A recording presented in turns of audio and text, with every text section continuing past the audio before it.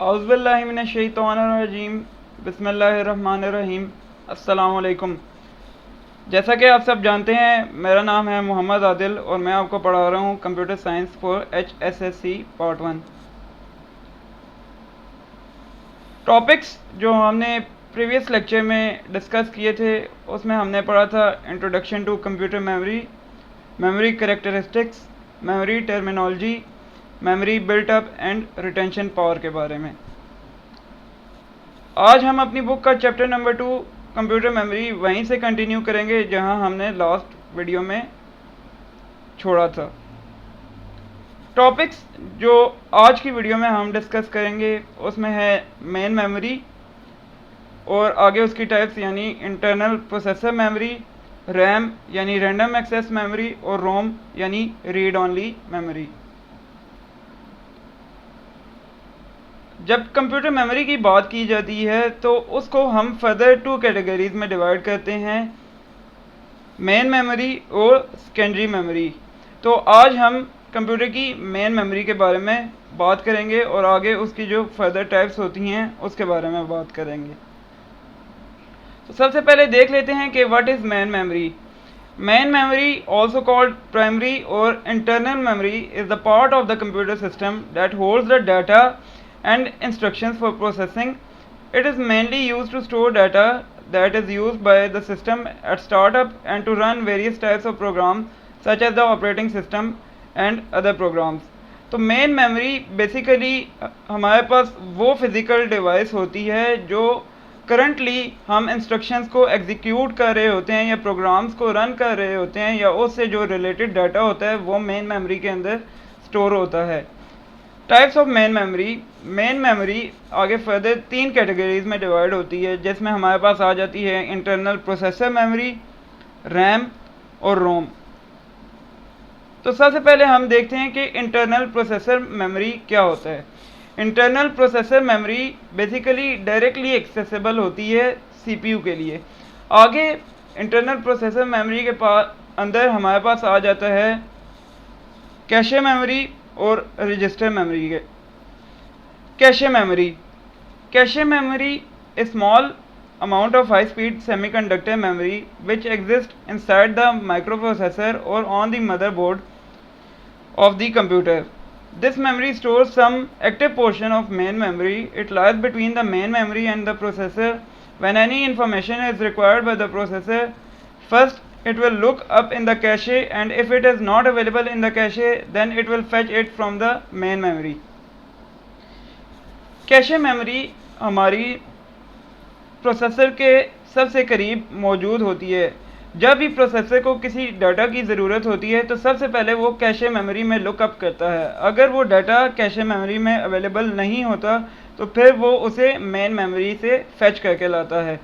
Cache memory आगे further 3 categories में divide होती है, L1, L2 एंड L3, जिसका मतलब है लेवल 1, लेवल 2 और लेवल 3, जैसे कि आपको इधर फिगर में बताया गया है।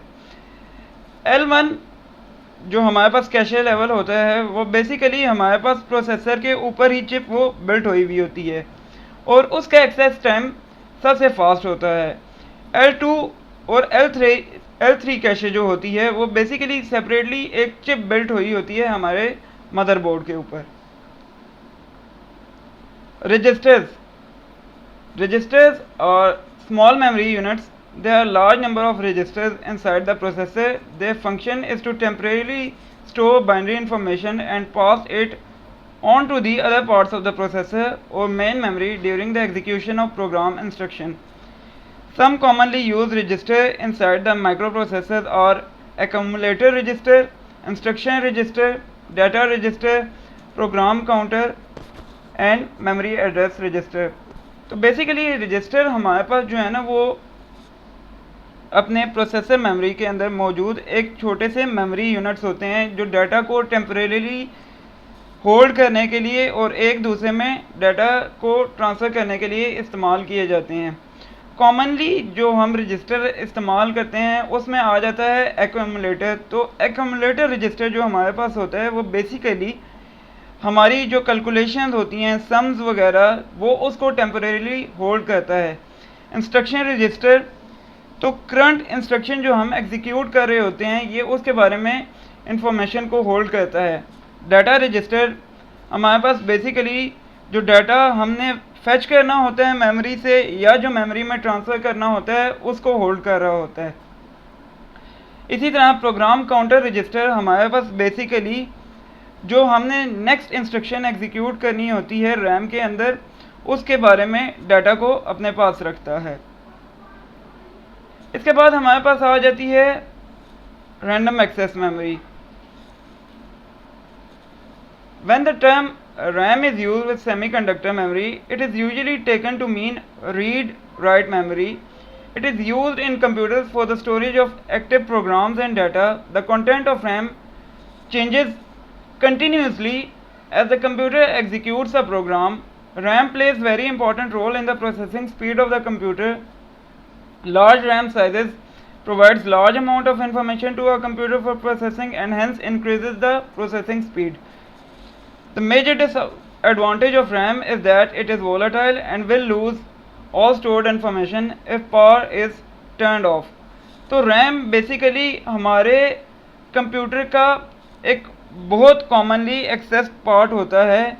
RAM कंप्यूटर में जितनी ज़्यादा होगी हमारे कंप्यूटर की उतनी ही प्रोसेसिंग स्पीड ज़्यादा होगी, जितनी कम रैम होगी हमारे कंप्यूटर की प्रोसेसिंग स्पीड उतनी ही कम होगी।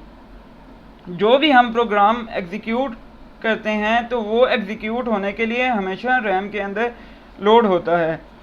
पर रैम का एक मेजर डिसएडवांटेज है, जैसे हमने अपनी प्रीवियस वीडियो में मेमोरी की दो टाइप्स पढ़ी थी जिसमें था वोलाटाइल मेमोरी और नॉन वोलाटाइल मेमोरी। तो बेसिकली रैम हमारे पास वोलाटाइल मेमोरी है। तो वोलाटाइल मेमोरी के बारे में हमने प्रीवियस वीडियो में भी डिस्कस किया था कि जैसे ही इलेक्ट्रिक सप्लाई उससे कट ऑफ होती है तो जो भी डाटा उसके अंदर स्टोर हुआ होता है वो वॉशअप हो जाता है। आगे रैम की बेसिकली फर्दर दो टाइप्स हैं जिसमें एक है डी रैम और दूसरी है एस रैम। डी रैम यानी dynamic RAM is the most common type of RAM in the computer. Each dynamic RAM chip contain millions of memory cells. A memory cell is an electronic switch जिसकी दो states होती हैं, या तो on state होती है या of state होती है। तो ऑन का हमने पिछले लेक्चर में भी पढ़ा था कि ऑन से हम बाइनरी 1 को रिप्रेजेंट करते हैं और ऑफ से बाइनरी 0 को रिप्रेजेंट करते हैं। ये मेमोरी सेल्स हमारे पास ट्रांजिस्टर और कैपेसिटर से मिल के बने होते हैं। ईच जो हमारे पास मेमोरी सेल होता है वो एक बिट ऑफ इंफॉर्मेशन को अपने अंदर कैरी करता है। तो बेसिकली डायनामिक रैम के अंदर इन मेमोरी सेल्स को पावर चाहिए होती है कंटिन्यूसली डाटा को अपने अंदर होल्ड करने के लिए।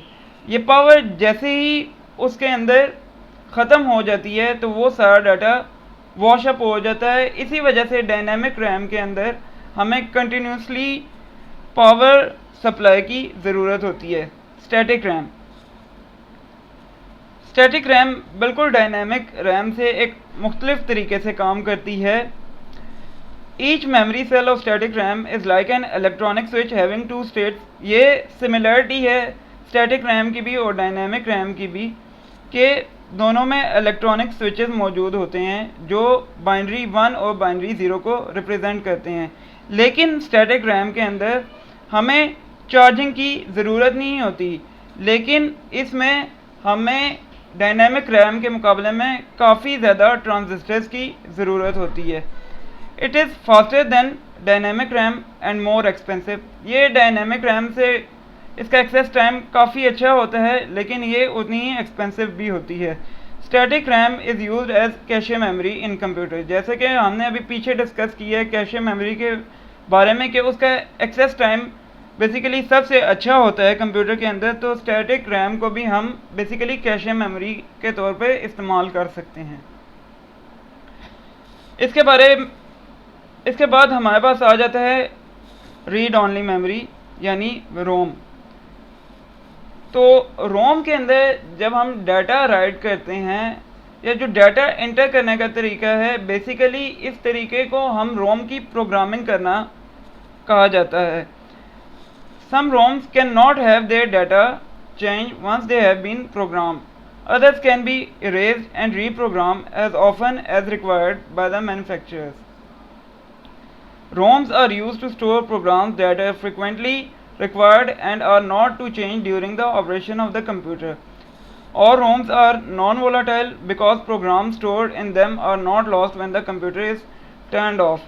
तो रैम और रोम में यही फ़र्क है कि जैसे हमने डिस्कस किया था वोलाटाइल और नॉन वोलाटाइल के अंदर, तो रीड ओनली मेमोरी यानी रोम हमारे पास नॉन वोलाटाइल कैटेगरी में आती है कि अगर कंप्यूटर की इलेक्ट्रिक सप्लाई भी कट ऑफ हो जाए तो इसके अंदर जो डाटा होता है वो लॉस नहीं होता। रोम को बेसिकली हम परमानेंट डाटा को होल्ड करने के लिए इस्तेमाल करते हैं। रोम फर्दर 3 कैटेगरीज में डिवाइड हो जाती है, पी रोम, ईपी रोम और ईईपी रोम। पी रोम यानी प्रोग्रामेबल रीड ओनली मेमोरी। तो basically programmable read only memory हमारे पास एक सेमीकंडक्टर चिप होती है जो हमें मैन्युफैक्चरर एक अनप्रोग्राम स्टेट में बना के देता है और हर यूज़र जो भी यूज़र पी रोम को इस्तेमाल करता है वो उसको अपने हिसाब से प्रोग्राम कर सकता है, लेकिन सिर्फ एक दफ़ा। P ROM is used in electronic machine that require some information to be stored in it permanently. तो पी रोम में बेसिकली हम वो डाटा राइट करते हैं जो कभी भी चेंज नहीं होता, जो कंसिस्टेंट होता है। फॉर एग्जांपल जो ऑपरेटिंग सिस्टम को स्टार्ट करने के लिए इंस्ट्रक्शंस होती हैं वो क्योंकि परमानेंट होती हैं तो वो पी रोम के अंदर राइट की जाती हैं। EP Rome stand for erasable programmable read only memory. This type of ROM can have its content erased by ultraviolet light using special circuitry. अब डिफरेंस पी रोम और ईपी रोम में ये है कि हम ईपी रोम के डाटा को इरेज करके चेंज कर सकते हैं, लेकिन इससे मसला ये जनरेट होता है कि हम उसको जितनी दफ़ा डाटा राइट करके इरेज करते हैं तो वक्त के साथ साथ उसकी परफॉर्मेंस जो है ना वो डाउन होना शुरू हो जाती है और एक वक्त ऐसा आता है कि हमारे पास ईपी रोम बिल्कुल यूज़लेस हो जाता है। EP ROMs are generally use for program design for repeated use such as the BIOS यानी बेसिक इनपुट आउटपुट इंस्ट्रक्शन जो हमारे पास होती हैं, but that can be upgraded with the latter version of the program. तो basically BIOS की commands को हम ईपी रोम के अंदर राइट कर सकते हैं जो कि काफ़ी अर्से के बाद चेंज होती है। इसके बाद थर्ड टाइप आ जाती है ईईपी रोम यानी electrically erasable programmable read only memory. EEP ROM is also being use for ROM applications. ये भी रोम एप्लीकेशंस के लिए इस्तेमाल की जाती है। The EEP ROM can be altered while being used in a logic board by using special power circuits and write pulse generators. The EEPROM can work like a read-write semiconductor memory while retaining the non-volatile nature of ROM and PROM. This type of ROM works in a similar way to flash memory. It is used to store a computer system's BIOS and can be updated without removing it from the circuit board. तो basically EPROM और EEP रोम में फ़र्क ये होता है कि हम basically यहाँ पे इलेक्ट्रॉनिक सर्किटरी के थ्रू उसके डाटा को इरेज करके रीराइट कर सकते हैं विदाउट कि हम उसको निकालें सेपरेटली और उसके डाटा को वॉश करके रीराइट करें। हम उसको उसकी जगह पे लगे भी जो है ना डाटा को रीराइट कर सकते हैं। तो आज की वीडियो में इतना ही।